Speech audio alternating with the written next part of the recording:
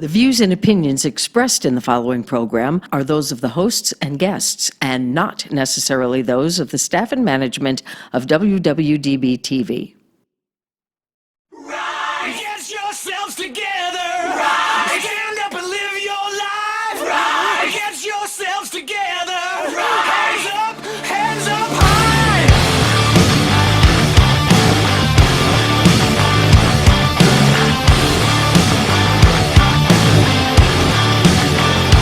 Hey! Welcome to the Rise Above Show. I am Joe Perroni. I'm Heidi Mancini.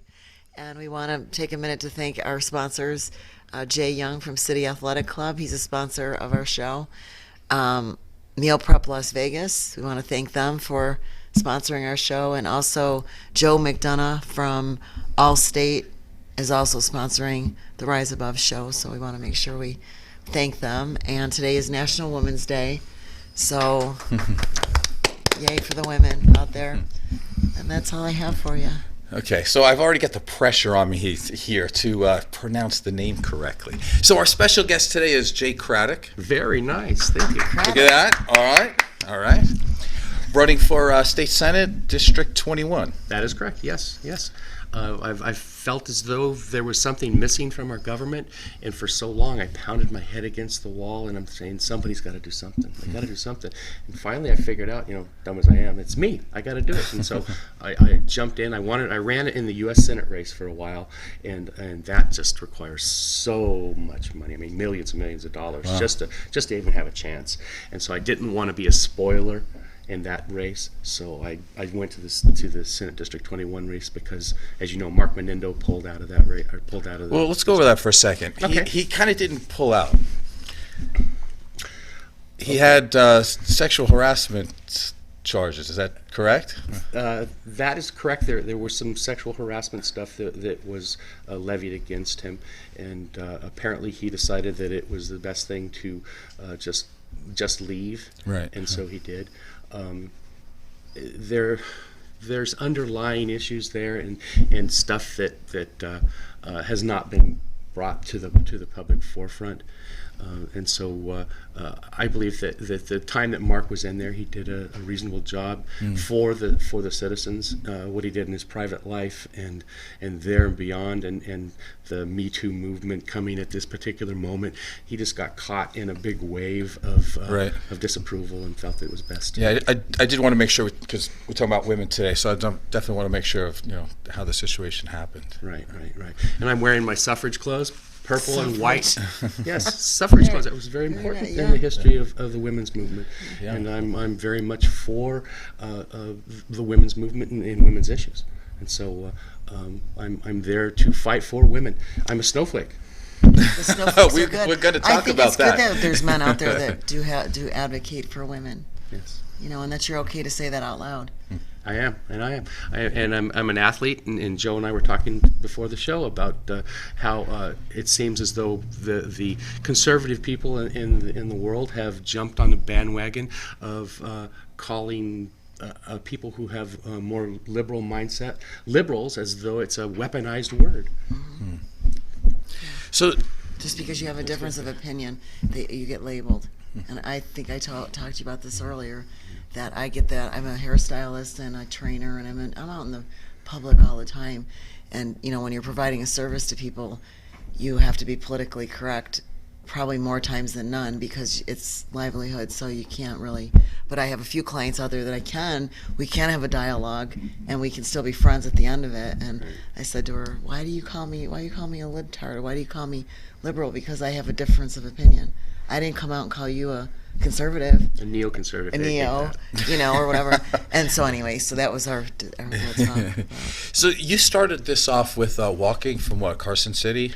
No, actually I started in a little town called McDermott, Nevada. Very, very small town up on the northern border with Oregon, about the middle of the state. And I started in the spring of 2017, March 9th, I believe exactly was the day we started. Wow. And walked about 10 miles every day, and then we would return to the town, and then start at 10 and then walk to 20 and so forth and so on. And we walked through Winnemucca and Battle Mountain, Austin, Tonopah, Beatty, all the way down to Laughlin and into Arizona. So it was 630 miles, and it took me until July 1st to complete that, and it got really hot. It wasn't supposed to be really hot. I was supposed to be able to finish earlier than that before it got really hot. So I started early enough, right when the snow stopped up there, and I was supposed to finish before it got really hot. But there was a breakdown of the machinery of the RV that we were in, and then my parents had some health issues, and so it just lingered on and on. So last day it was like 120 degrees out there, and it was miserable. But Wow. So you started that after you were a fire captain, right? that's correct. What ended that career? Blood clots in my lungs. Because that's what I was. How's your health? Like, if you have blood clots in your lungs, how did you walk 630 miles? Xarelto. Xarelto is amazing stuff. It's a blood thinner. What my doctor told me is inactivity will kill you, Jay. Okay, but I know that if I run or if I walk stairs, I get winded. Okay, but if I walk, maintain a continuous pace, then it's not bad at all.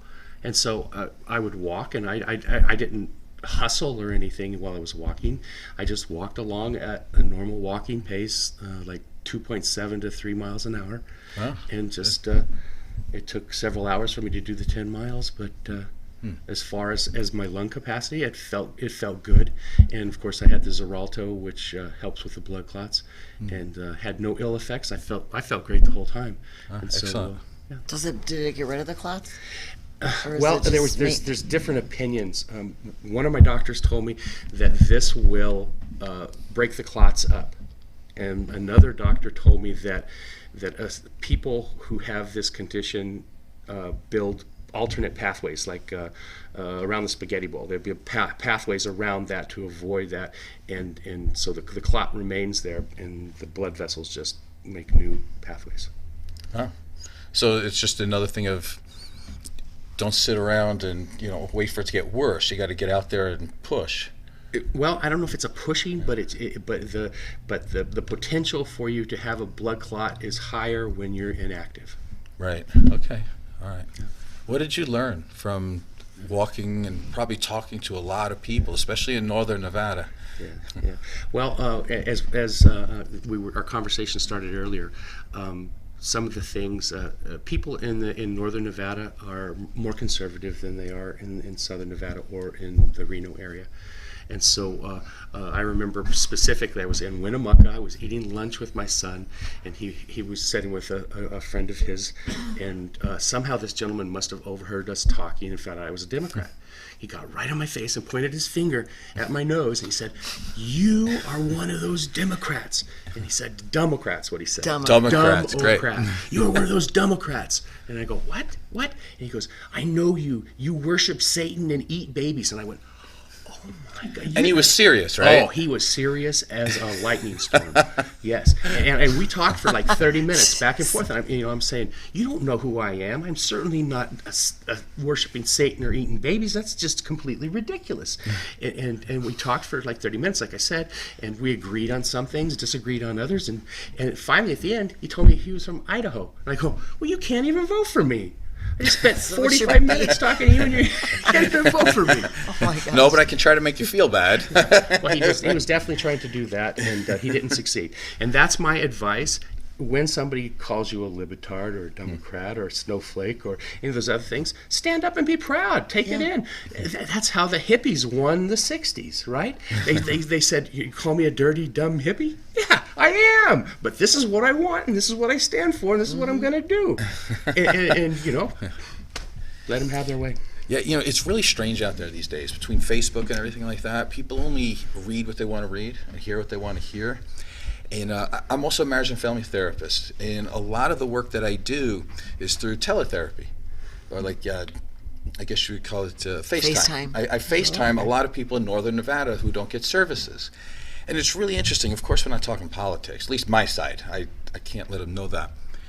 But it's just two people. And when you look somebody eye to eye and know that they have problems with relationships or knowing, what they want to do in life, these things, they become very human. And the politics leave. And it seems like I'm very well liked.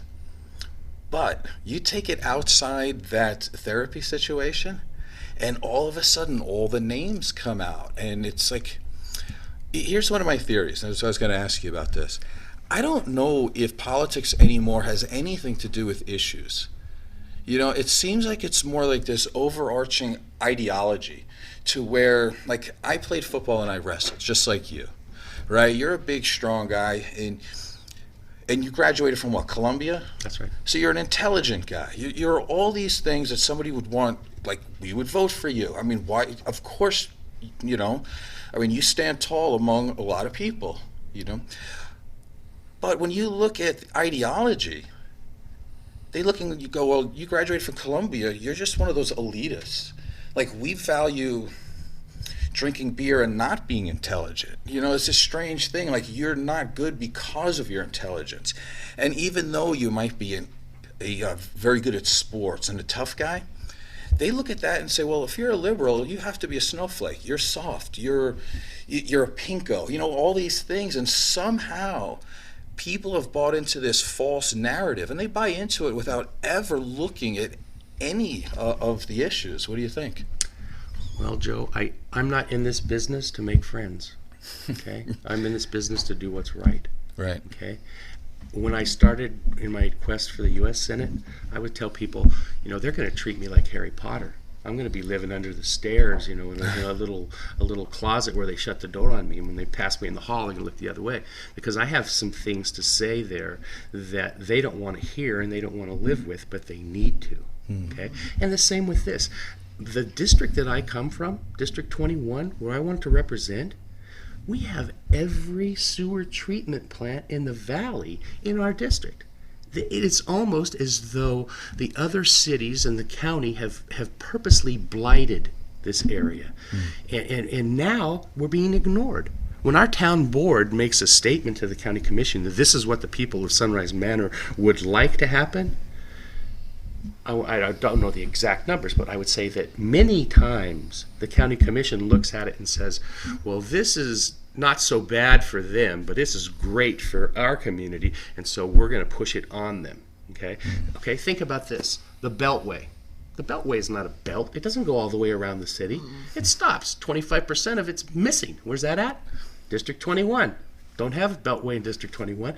And we don't have any of the roads to connect the Beltway to the other side of the Beltway. That's all missing. It's like they completely ignored it. They charged us for it in our taxes, and we're helping pay for everybody else's Beltway, but we don't have a Beltway. Okay? Things like that. And then the sewer treatment plants, all in Sunrise Manor. Okay? We have a lot of school issues, and we have one of the most desperate situations as far as income, not only in the state of Nevada, but in the United States itself. We have a lot of people, retired folks that just don't have any money, and then people that are unemployed, a lot of teachers, a lot of people that just don't make any money. And so that's the kind of area that I'm trying to represent. So I'm not going to make any friends, Joe. So Right. if somebody wants to call me a snowflake or anything else, they can talk to the 168 guys that I beat in wrestling. Okay? Right. Or somebody who faced me across the line in football, then they can tell Yeah. me a snowflake. Yeah, because so just so people know, right? So we had a Democrat in office that resigned, I guess you would call Correct. it. So the person you're going against is a Democrat. Yes, this is the primary. Of course. Right. Okay, just I want people to know that. Okay. So where would you say that you differ from your opponent? How do I differ from my opponent? My opponent is a lawyer. I was a firefighter. He has been in politics for 10, 15 years. I'm not sure exactly, but he term limited out in the assembly. He's went through a very, very unillustrious career in the assembly, passed very little legislation that he created himself. Never really served as a chairman in the assembly, and now he wants to move up to the Senate to do the same thing. And this is what happens. This is a lose-lose for the people of my area, because he is the lawyer who represents kids as a public defender. That's what he does. He's a juvenile public defender most of the time. But 6 months every 2 years, he takes off from that job and goes to the legislature. Okay, so we have a lose-lose situation. We either lose our legislator, our senator, our assemblyman, or we lose our public defender for 6 months out of the, or 6 months every 2 years. So it's a lose-lose situation. He's getting paid from both of these, so he's not losing monetarily. Right. But the citizens are losing because there's nobody there to be public defender when he's a legislator, and there's nobody there to be a legislator when he's a public defender. Okay, I want to be a full-time senator. Okay, that's the biggest difference. Right. And then he stands for lawyers. He stands for lawyers. I stand for the people. I stand for the people who walk on the sidewalks of this town, who drive on the streets of this town, who don't zip through it to get to where they want to go, hold all of their political rallies in the middle of downtown Las Vegas. That's not District 21. District 21 is out in the swamps. That's where we are. So now, from what I've read, they're kind of giving him the inside track. I guess because of his name, he's been there for like, what, 12 years? The inside track. I would equate the inside track to he's gathering the support of his fellow lawyers. He's gathering the support of the Senate leadership. Right. I saw a video recently where he was swearing allegiance to a guy who hasn't even been elected himself, and doing it multiple times in the same meeting. This is the kind of stuff that gives me pause, because I'm an issue guy. Okay, I'm not going to swear allegiance to somebody who's going to be my leader, because I don't know what they're going to present me with later on in the year. Right? I'm an issue guy. If you want to talk about fixing the Beltway situation, if you want to talk about correcting the funding formula for education in the state of Nevada, I'm your guy.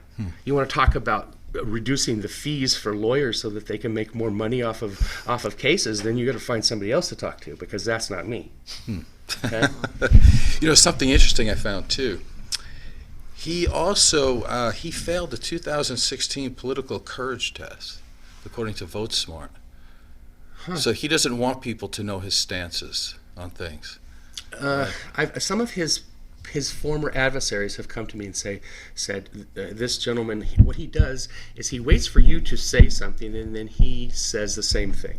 So he never distinguishes himself by having an that's rude. I was going to say original thought, but But you just did.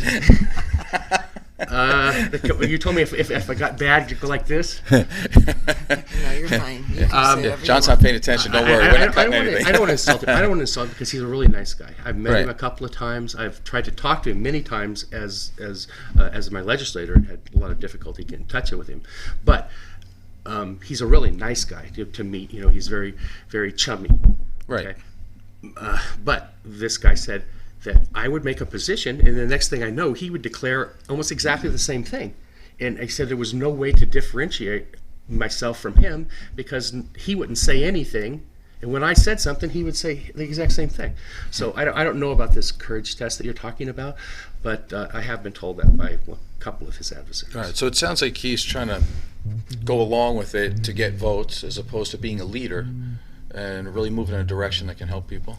Would you say that? I would say that. I would say that his leadership is lacking. Also, I found out too, in April 17th last year, there was a vote on permits to carry concealed firearms. He chose not to vote. Wow. Any thoughts on that, considering the situation? I mean, we're talking about, you want to be a leader, you got to have some courage. I mean, I don't know either. What would you say about someone who doesn't want to vote? Not to interrupt you, but I think as far as leadership goes, you have to have your cause. You know, you can't be a leader if you're going to flip-flop and not have, well, I guess I'm a leader today because I like what this guy said, but tomorrow, leadership is taking a stand, and whatever that is, you have to stand by it no matter what. Right. Well, I believe that a leader is somebody who stands and points a direction for you to go. Okay, because he's looked everywhere around. He's used the ability to see things all the way around him, and he says this is the path that we want to take, And then how we get there, we need to fight to get there. And if it's an uphill climb, it's going to be a tough battle. But we need to do that. Okay. Now the guy that's not the leader, he's going to say, "Hey, well, we'll just go down that way, and it looks like it's an easy trip." Okay. But I agree. when you decide on a path, when you decide on a stance, like my stance on guns is, I don't want to see these trigger devices that help machine guns fire faster, or semi-automatics fire faster. I don't want to see weapons that have super high velocities, because super high velocity wound is one that goes in, and then the size of the wound is huge, and you have a lot of damage to a lot of surrounding organs. Okay, so I don't like high velocity weapons, and I certainly don't like smokeless ammunition, because what is it? Is the deer going to be alerted to you because you fire a gun and there's smoke from 200 yards away? No, but if you have somebody up on a building and there's using smokeless weapons, it's going to be more difficult for the police to find them. Right. And then there's flash suppressors, and there's not really silencers, but mufflers. They take like the edge off the sound and make it muffled. Okay, not really silencer like you see on TV. And these things are all military uses of weapons that are for intelligent animals, not deer and antelope and gophers or whatever. Okay, these are for intelligent animals, and we have created these weapons since World War II for the purpose of protecting ourselves from foreign intruders and people that are trying to get to us, and so that's my stand on the weapons right now. Also, and I want to point this out as well, is we need to have some standards by which we judge whether somebody is mentally stable enough to handle a weapon like this. And if it's an age requirement, which seems odd because I know people who are very young and very mature, and I know people that are old and immature. But there has to be some test, like a driver's test or something, to determine that somebody has got the wherewithal to handle a weapon like this. When I got my pistol permit in New York, I'm going to tell you the story. I told this to John, he cracked up. When I got my pistol permit in New York, I was probably in my late 20s, and my ex-husband at the time, he had all kinds of guns, rifles, pistols. I couldn't tell you a pistol from a whatever. And my dad had some guns in the house too. He was military. But for him to be able, for the household to be able to keep some of his guns, if he passed away, somebody in the household, the wife, whatever, has to have a pistol permit, or they'll confiscate any weapons. I don't know what the difference was between confiscating this weapon but not that. And I go, okay. So I literally went down there, and I was scared to death to fire the gun because the sound and all that. So I kind of did one of these, and I just pointed and closed my eyes. I had my things on. I shot it. They asked, like, two of my friends, is she okay? Is she nice? You know, whatever the question was. I had to fill out a questionnaire, and I had a pistol permit. And I can tell you, I don't even know how to handle a gun. That's how easy it was for me to get a pistol permit back in New York.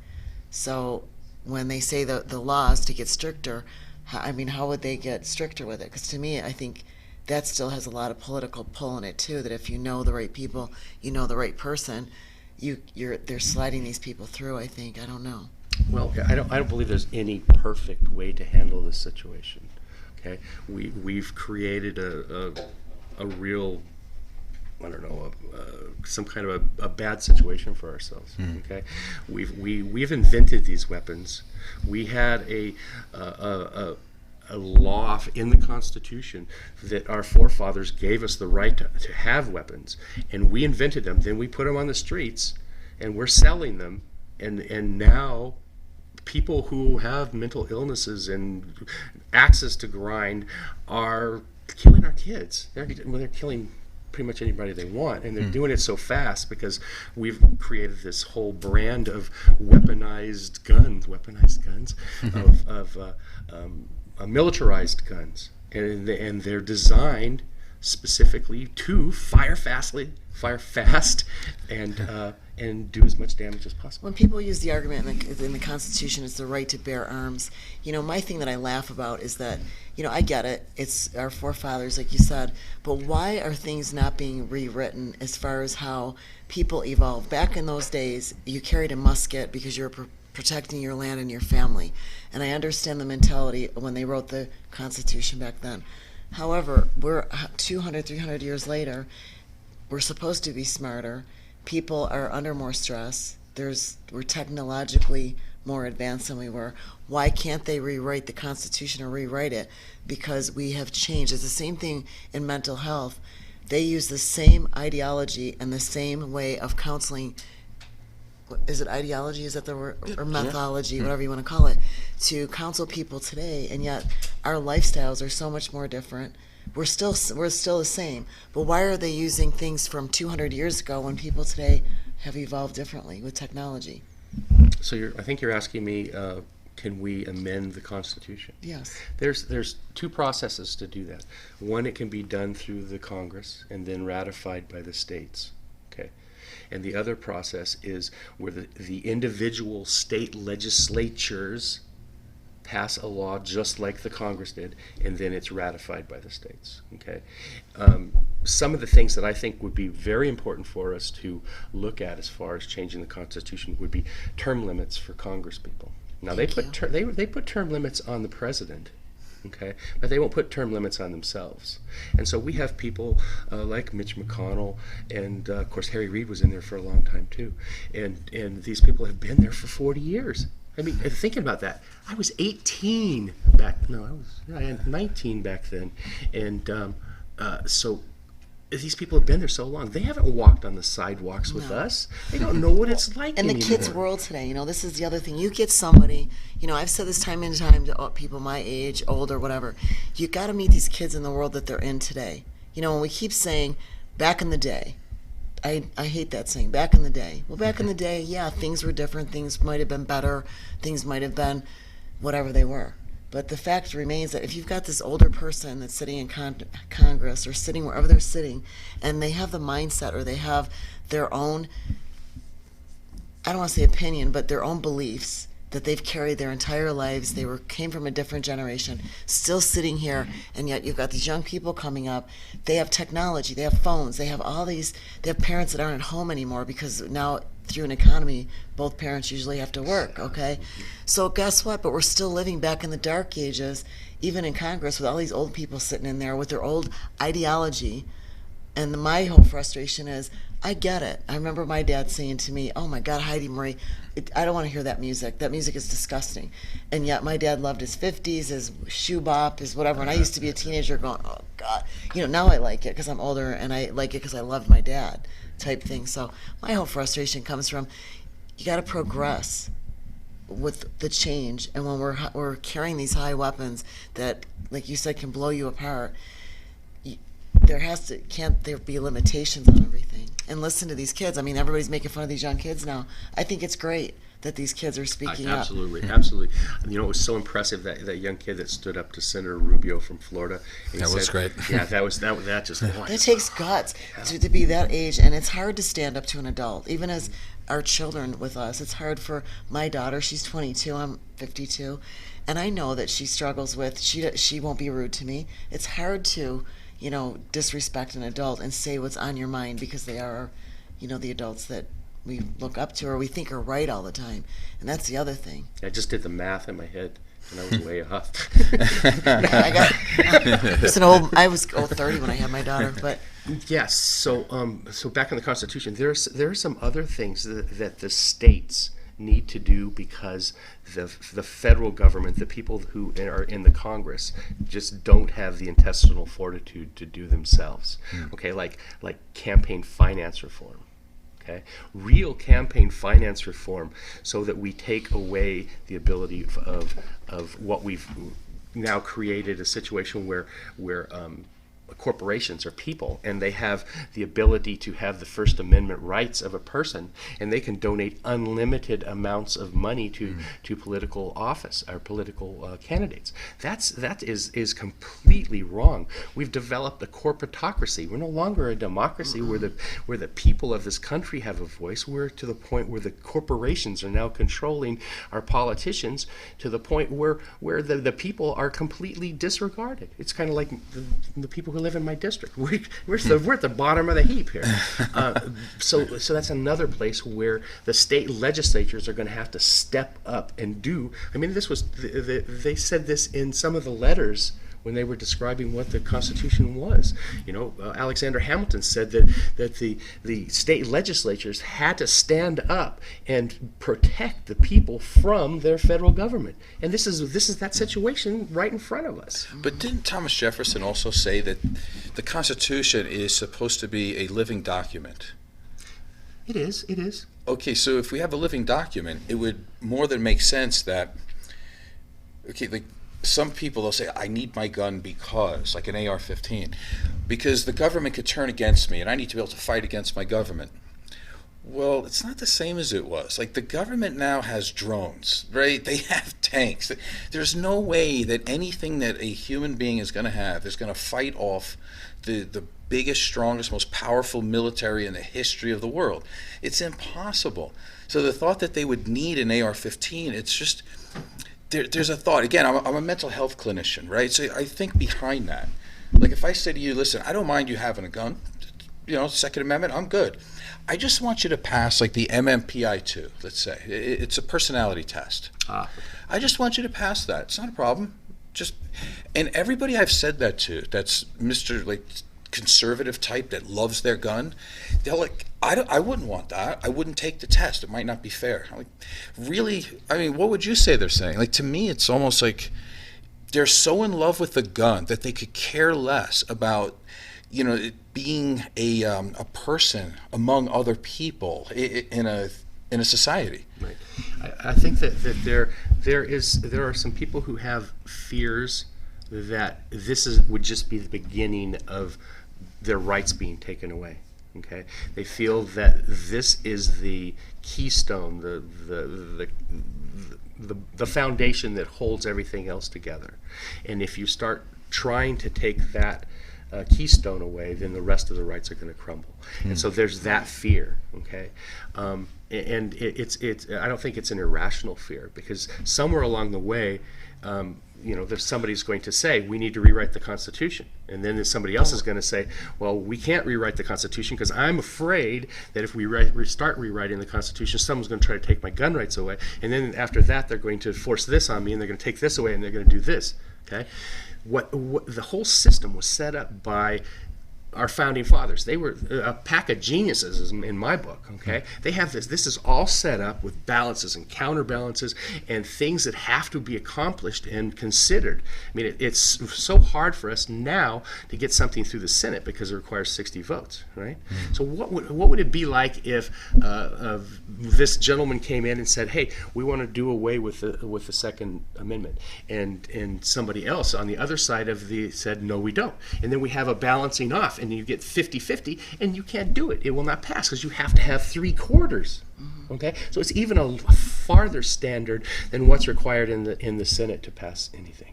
So when we talk about this, the things that are possible, okay, are those things which both sides see as serious issues to our government. And like I said, those are term limits, and what was the other one that I said?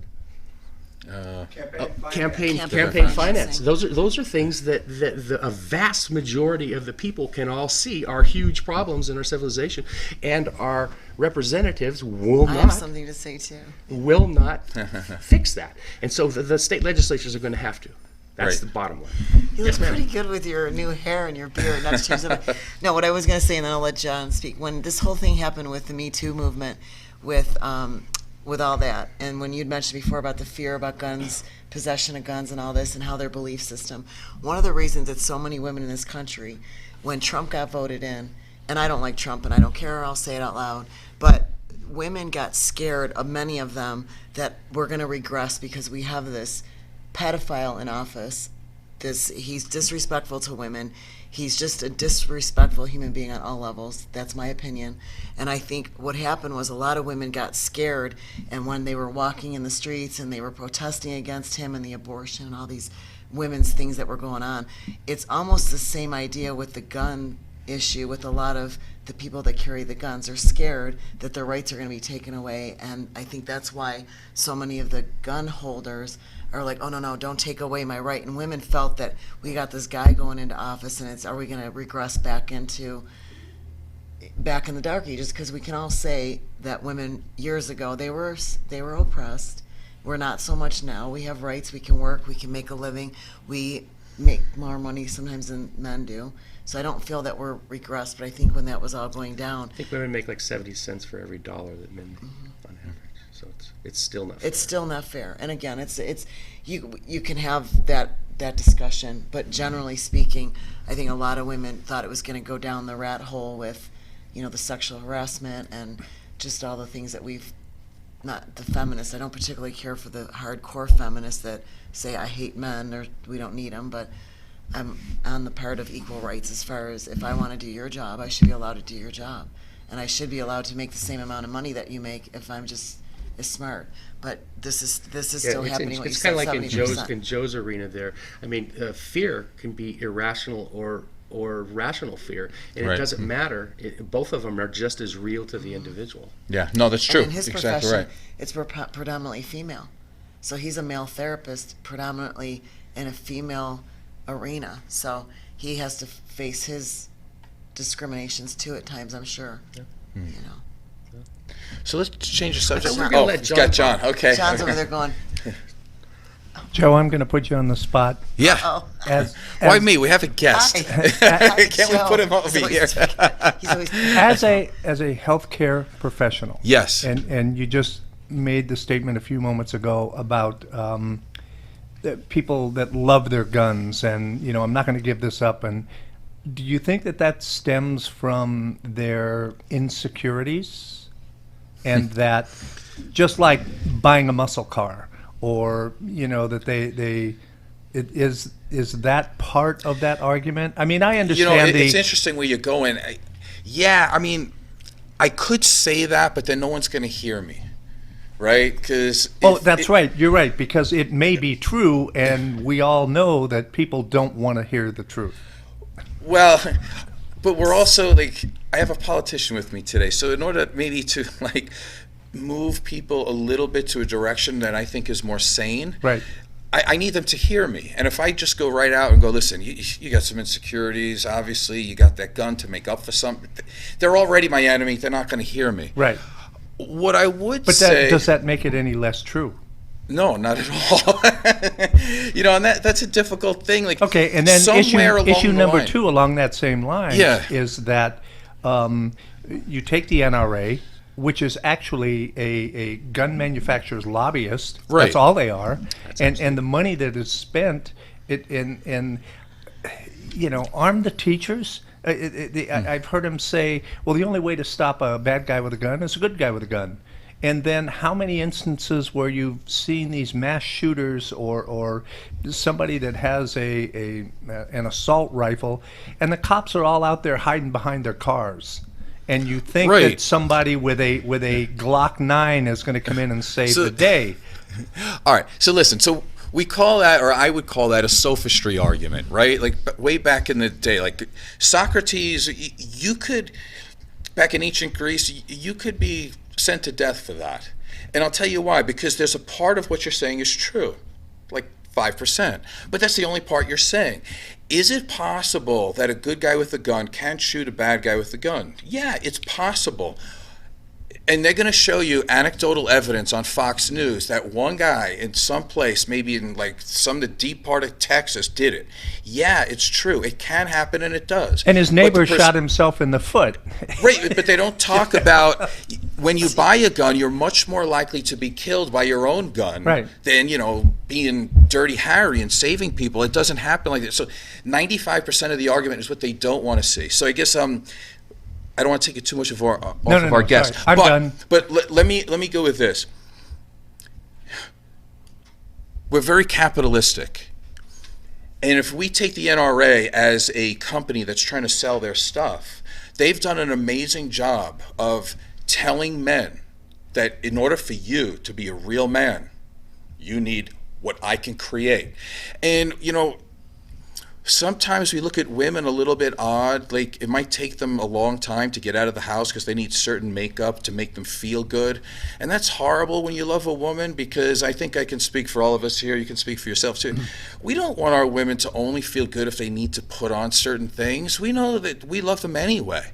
But somehow society and the company has made it that they can't be feminine or womanly if they have these certain materials. The NRA has done a great job with men, because somehow if you're a liberal and you don't have a gun, you're feminine. You lack a spine. What you're saying is that guns are men's makeup. Absolutely. And I'll say it. Okay. Yeah, and I'll say it again, and then just, I'll get. just one last No, thing. but that's I am My saying. weapon of choice is the flamethrower. Which is totally legal, by the way. I There's know. no restrictions on that. I know. So I guess what I'm saying is this: if you really want to look at it from a psychological point of view, if you need your gun and you just don't want, and you're so tied to it that you refuse to look at anything else in terms of logic, you're the snowflake, because your manliness is based on the fact that you have a gun. And I'll just say one more thing about snowflakes, because it needs to be said, because liberals are so soft typically that they don't want to they don't want to hurt anybody, so they don't say it. And I hope you say your stuff when you need to attack. You need to attack.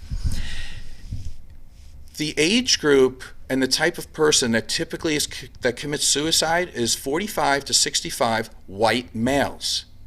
That is, so if you're in that thing, listen, if you want to talk about people, if you want to talk about people that can't handle life, that just say, screw it, I'm done, I'm going to kill myself. Not to be mean, because those people are hurting, and I don't mean to do that, but this is just for conservatives. Don't you dare ever call somebody a snowflake when it's typically white, older male Republicans who commit suicide. That's the number one group of people who commit suicide. They are the snowflakes. And if you want to take the highest group of people who are addicts, white, male, who makes over $150,000. Again, your typical Republican. So it's a projection of their weakness. They're saying that you're the snowflake. How would they even think that? It's because inside they're insecure, they have a fractured sense of self, and they think a gun is going to make them more manly, or by putting another person down makes them more manly. And you see that every day with Trump, putting people down. Anyway, how do you feel? Wow. Attack. You guys Don't know be a so wimpy much. liberal. You guys know so Well, I much. wanted to ask you about this district thing with the District 21.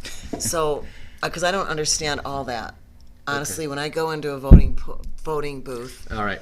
okay, so can I vote even though, like, I'm in a different district of Nevada, right? I don't know where you live. I live 89117, so southwest.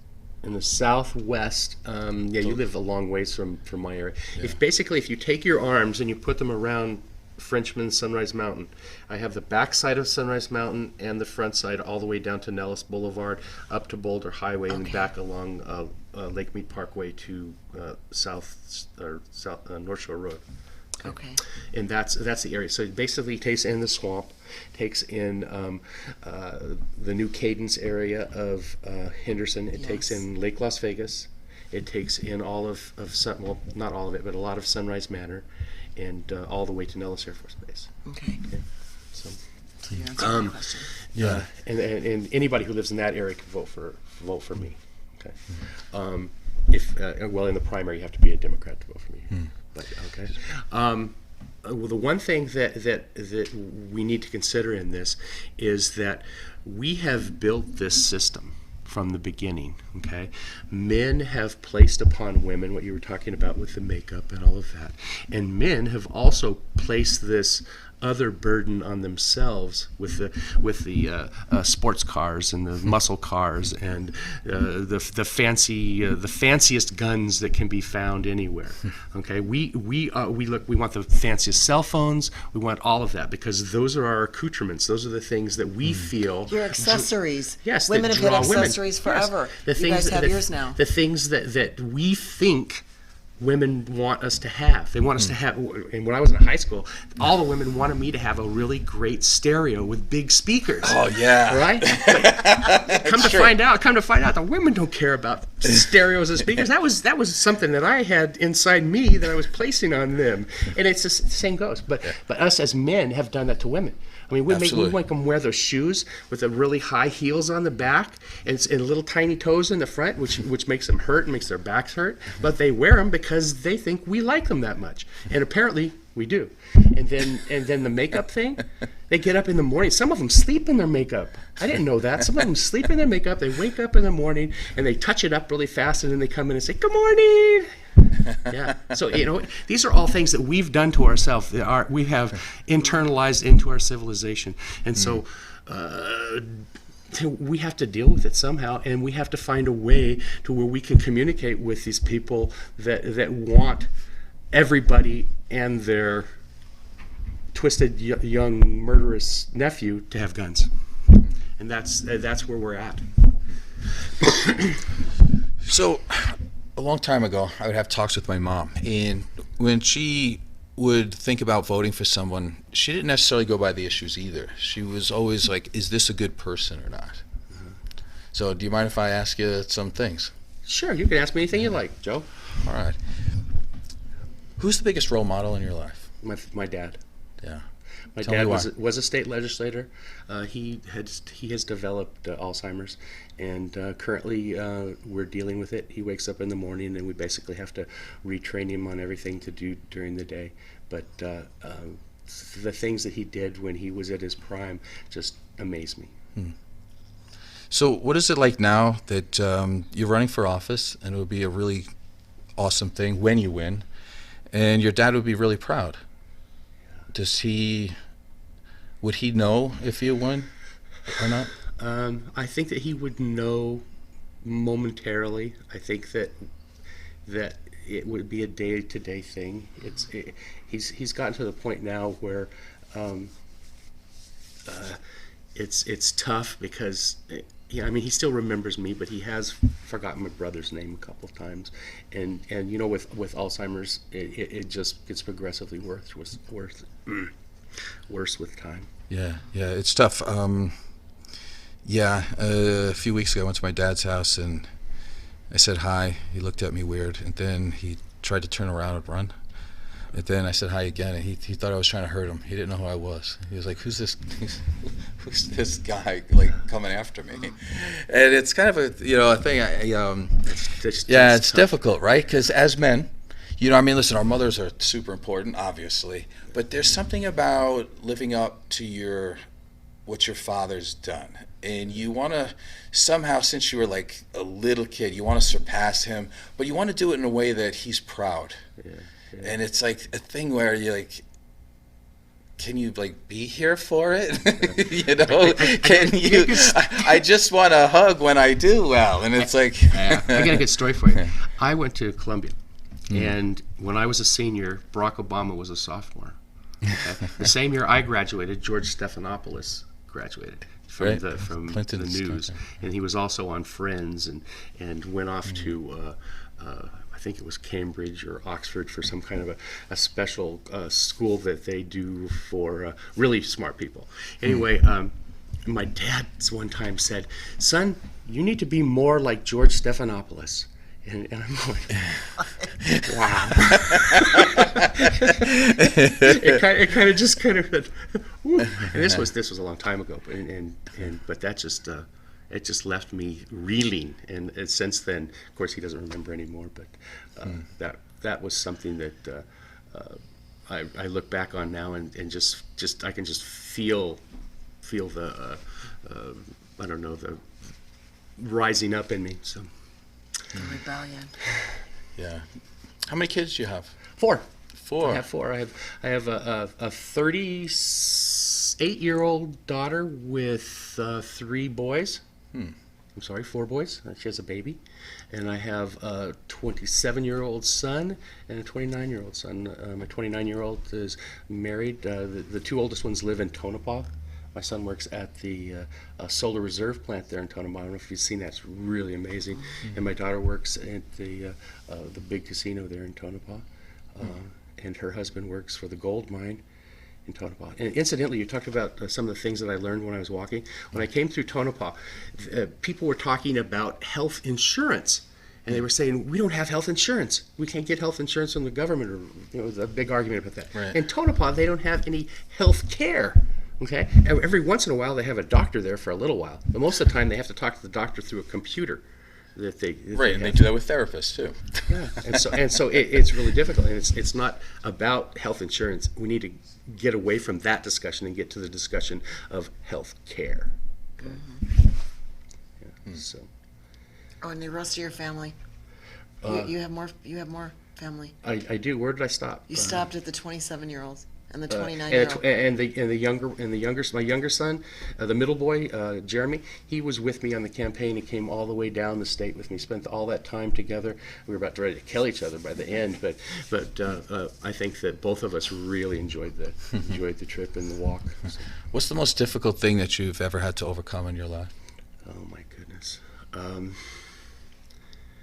It has to be right now with my mom and my dad. It's so tough because my mom, she had a stroke about 15 years ago, so she only has partial use of one side of her body. So it's difficult for her to assist with my dad. And then with my dad and the Alzheimer's, some days are, I mean, I just want to break down and cry. It's just, it's so tough. Do you? Do I break down and cry? Yeah. I get to the point where the frustration is making my eyes water and I'm shaking and trembling. Yes, I don't know if that is that crying. Does that constitute crying? I'm not breaking down crying like that, but I have done that. Right. And it's human. It's okay. Yeah, it is human. It is human, and but at the same token, when you're quote unquote a manly man, that's the things that you are we told wear that. to It's don't. hard, right? Yeah. So. It's really hard. Yeah. But that I would say that helping my folks in their later years it's been difficult and a real joy. So we just have a couple of minutes left. What do you want to tell all your potential voters? I want to tell my potential voters that my name is Jay Craddock. I walked 630 miles to bring my job application to you. I'm a serious man. I'm serious about this job, and I want your vote come election day. All right. I'd vote for you if I was in your district. I would Thank too. you very much. Thank Well, you. I can't vote for you because we live in a different district, but anything we can do with the show to spread it out there and to, keep sending it out, and hopefully that could be a way, to help you out. Because I know money's like a big deal, right? Like your other guy, Steve Wynn gave him a bunch of money, yes? Yeah, we'll bring that up. A couple. Steve Wynn has given him money several times. Oh my God. Yeah, we already saw that one, and he's getting a lot of money from lawyers. Lawyers are giving him big chunks of money. I've been getting smaller contributions from a lot of people that are just normal people. I guess lawyers are normal people too, but you'd know more about that than I would. I understand. Well, thanks for being on the show. All right, and thank hopefully you had a good time. Yeah. Thank you. All right. Jay Craddock. Thanks for watching. This has been the Rise Above Show. I am Joe Perroni. I'm Heidi Mancini. And I'm Jay Craddock. Yeah. Woo.